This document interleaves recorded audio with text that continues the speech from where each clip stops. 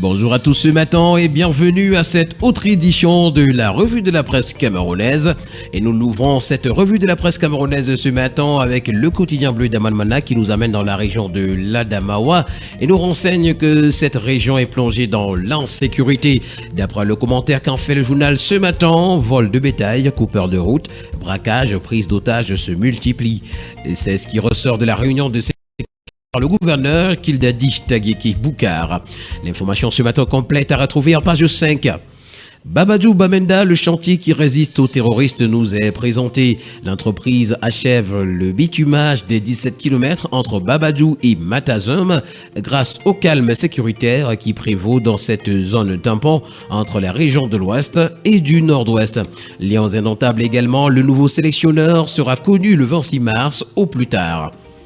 Le quotidien Mutation qui parle d'université d'État ce matin nous présente à sa grande une la fièvre des décrets.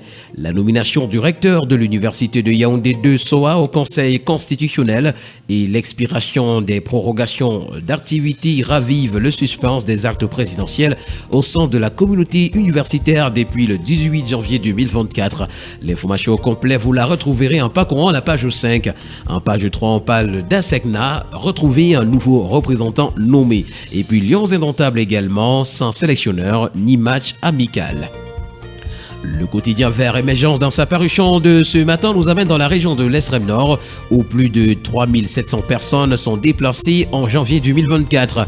L'information, vous l'aurez en parcourant la page 3. Perturbation d'Internet également. Retrouvez en page 2 les prescriptions de la mine postale aux opérateurs télécom.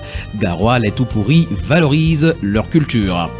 Le journal à caractère satirique, le Popoli ce matin parle d'Etoudi 2025 et nous renseigne que le MRC redoute l'anticipation. C'est une information à retrouver ce matin en parcourant les colonnes de Le Popoli, édition de ce matin. Le quotidien Info Matin parle du non-respect des institutions et nous fait savoir que Robert Kona appelle les autorités à sceller le QG du PCRN. Le président fondateur du Parti camerounais pour la réconciliation nationale, dans un communiqué le 17 mars, accuse le député Cabral Libi et son équipe de transformer le PCRN en un parti insurrectionnel. L'information complète ce matin est à retrouver des pages 2 à 3. Le quotidien d'information républicaine, le drapeau revient sur la panne d'Internet au Cameroun ce matin et nous renseigne que les crédits data non utilisés seront restitués aux abonnés.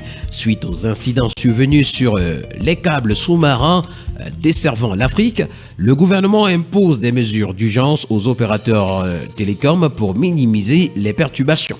Des actions telles que l'augmentation des capacités Internet sur le câble SAIL et la restitution des crédits data non utilisés sont mises en place, tandis que les recommandations de diversification des voies d'accès Internet sont également émises.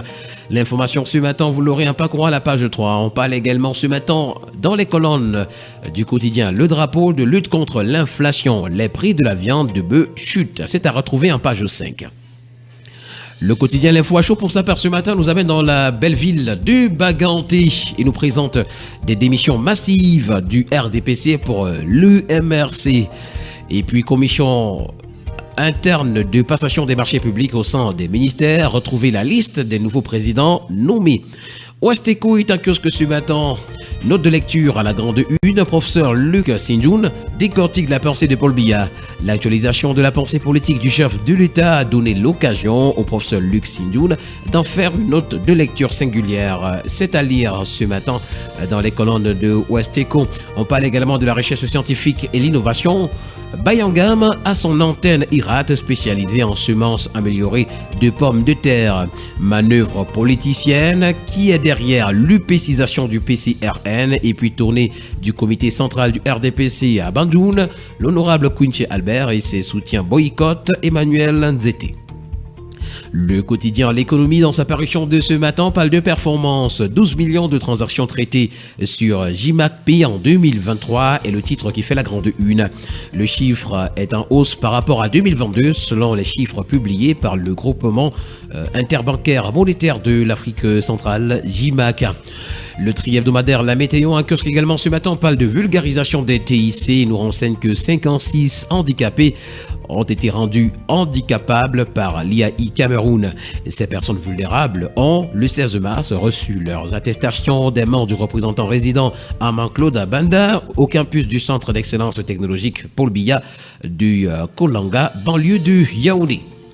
La voix des consommateurs nous permet de poursuivre cette revue de la presse ce matin et titre à sa grande une Focaco Awards Act 8, des marques et personnalités honorées.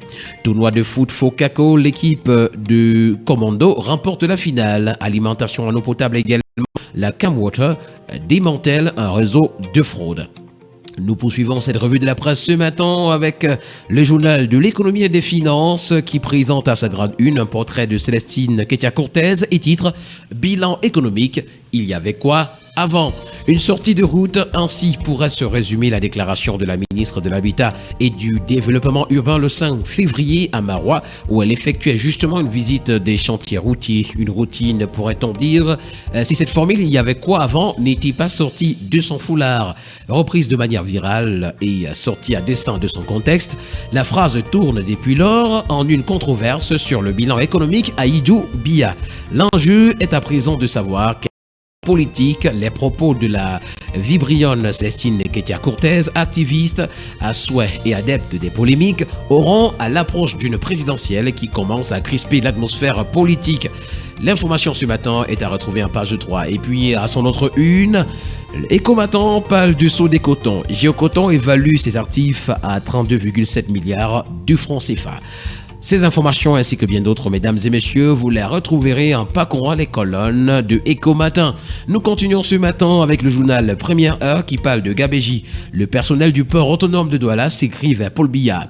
Retrouvons l'intégralité du mémorandum du personnel dénonçant l'entièreté des dérives managériales de Sirius Ngo, des pages 6 à 7. La voix du centre, pour sa part ce matin, nous ramène à Baganté. Crime à Baganté, violé, sodomisé, assassiné et retrouvé chez un agent de police. Voilà l'information qui fait la grande une. Le quotidien Nouvel Horizon pour sa part titre ce matin Santé, VIH-Sida.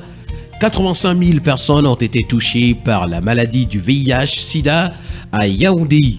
Pour faire face à la maladie, communes et villes unies du Cameroun et ONU-SIDA ont présenté l'état de la réponse du VIH-Sida dans les 7 communes du Foundi.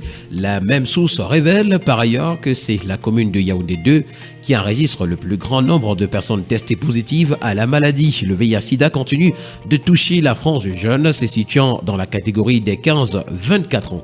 L'information complète est à retrouver à la page 3. Avec le tri hebdomadaire Le Témoin, parle de relents politiques au sein de l'Ordre national des médecins. Retrouver le visage du MRC dévoilé au sommet. Et puis détournement des fonds, Eric Ngouni-Sona cueilli en plein vol à la SECNA. Le tri hebdomadaire La Voix des Jeunes pour sa part ce matin qui parle de santé sexuelle et reproductive nous renseigne que la CAM-NAFAO forme 43 pairs éducateurs. Et puis nous terminons ce matin avec le tri hebdomadaire Le Soir qui s'intéresse à la 64e journée mondiale de la météorologie. L'action climatique est en ligne de mire d'après le journal. Mesdames et messieurs, voilà qui met en terme à cette sortie de la revue de la presse camerounaise. Ce fut un plaisir de vous servir davantage ce matin. Au plaisir de nous retrouver donc demain pour une nouvelle édition. D'ici là, portez-vous bien et surtout n'oubliez pas qu'acheter un journal, c'est participer à l'édification d'une société libre et transparente dans notre très cher et beau pays, le Cameroun.